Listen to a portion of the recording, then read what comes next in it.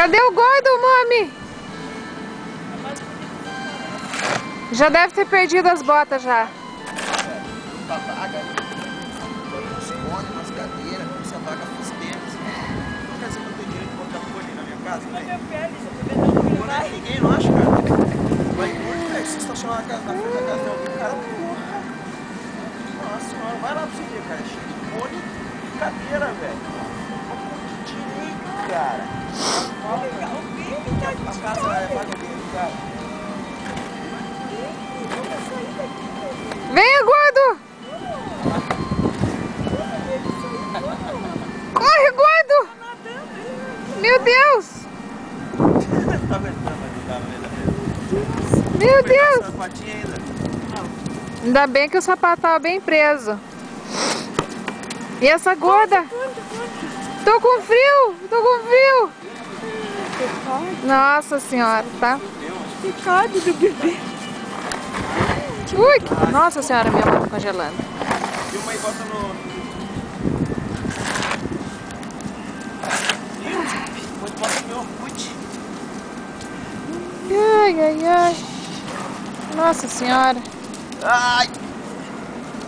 Mas o moletomzinho não esquenta assim, o moletom.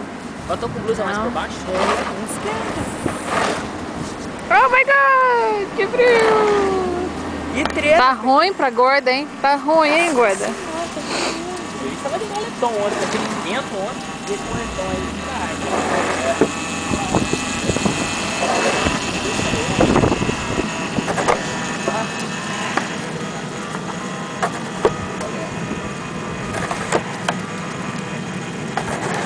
Nossa senhora.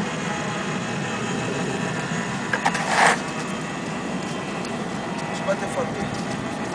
Ah? Nossa, capô, começou a fechar agora.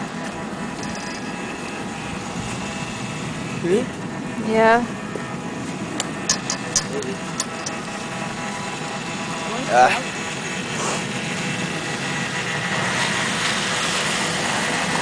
Olha que linda que tá aquela árvore ali. Vou bater uma foto mais linda. Aí. Vou dar mãe na casa.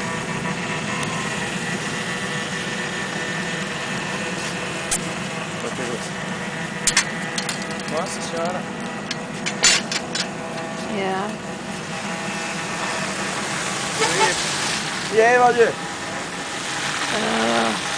Cadê Oi, o... benção. Encosta aí na neve, aqui eu sento na neve assim, ó.